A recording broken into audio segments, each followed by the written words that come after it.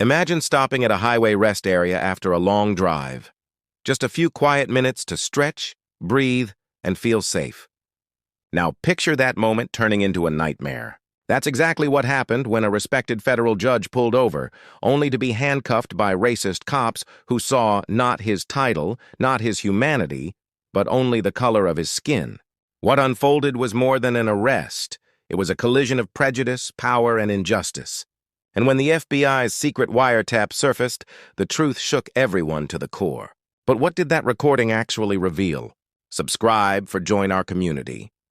Before that fateful night, Judge William Carter was known not for controversy, but for his quiet strength and sense of fairness.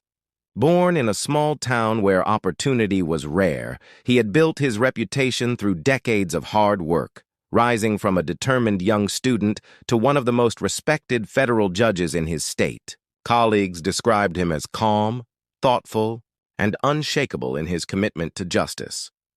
Yet, outside the courtroom, he was simply a man who loved evening walks with his wife, coffee at the same corner cafe, and Sunday calls with his grown children. In many ways, his life mirrored that of countless others. Ordinary habits, simple routines, the comfort of feeling safe in familiar spaces. But safety is a fragile illusion when prejudice lurks in plain sight. On that quiet highway, Judge Carter wasn't seen as a father, husband, or man of integrity. To those officers, he was something else entirely. It's easy to assume that status, education, or power can protect someone from discrimination. After all, how could a federal judge, someone entrusted with interpreting the law itself, be vulnerable to such a blatant abuse of power? Yet racism does not discriminate. It ignores titles, dismisses accomplishments, and strips dignity in an instant. That night, at the rest stop, what seemed like an ordinary pause during a long drive became the beginning of a nightmare. The rest stop was nearly empty that evening, just the hum of fluorescent lights and the occasional car passing on the highway. Judge Carter pulled into a quiet spot, leaned back in his seat, and took a deep breath. It should have been a moment of calm. Instead, it became the moment everything began to unravel. A patrol car rolled in slowly, headlights sweeping across the lot. Two officers stepped out, their eyes locking on him almost instantly. To Carter, it seemed routine. Perhaps they were checking on travelers. But their body language told a different story. Tense, aggressive, ready to pounce. One officer approached his window with a flashlight, demanding ID before Carter could even ask what was wrong. The tone was sharp, accusatory. "What are you doing here?" A question not of concern, but suspicion. Carter calmly explained he was resting after a long drive, but his words seemed invisible. The second officer circled the car, peering inside as though searching for evidence of a crime that did not exist. When Carter handed over his license, the officer smirked, glancing at the name. "Federal judge, huh? You think that means something here?" The sting of those words was immediate. Status, years of service, respect in the courtroom, all stripped away in a single moment by the color of his skin. What should have been a 2-minute interaction stretched into a hostile interrogation. Questions turned into accusations. "Why are you here? Where are you coming from? Who do you think you are?" Each demand was laced with hostility, as if his very existence in that space was criminal. When Carter asked politely why he was being treated this way, the situation escalated. The officers ordered him out of the car. His heart pounded as he stepped into the cold night air. He had defended countless citizens' rights in court, but now his own were vanishing in real time. The search began. Rough hands checking his pockets, one officer rifling through his car without consent. To resist would mean danger. To comply meant humiliation. Carter chose survival. Still, he couldn't escape the gnawing thought. If this could happen to me, what chance does anyone else have? The flashing red and blue lights soon drew the attention of passing drivers, some slowing down to watch. For Carter, the shame was almost unbearable. Every glance felt like judgment, as though he had done something wrong.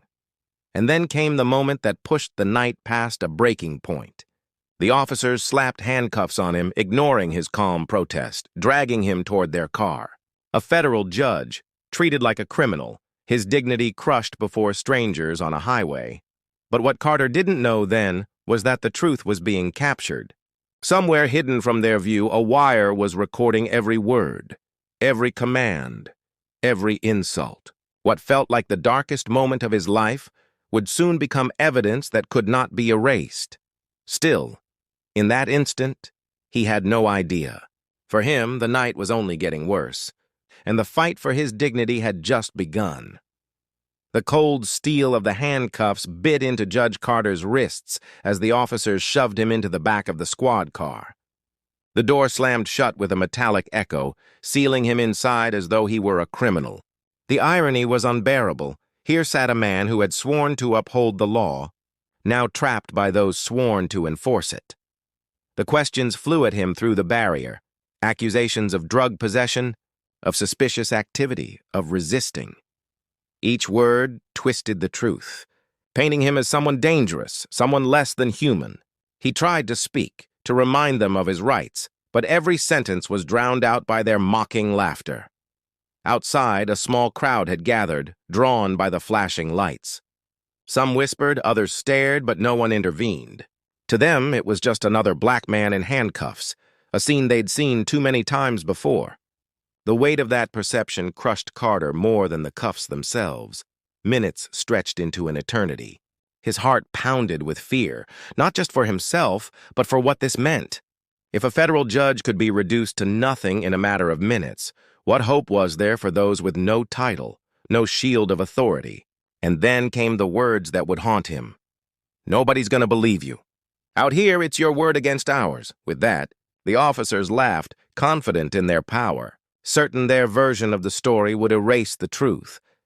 But what they didn't know was that the truth was already alive, recorded in every cruel word, every abusive command, captured by the hidden wire that would soon expose their actions.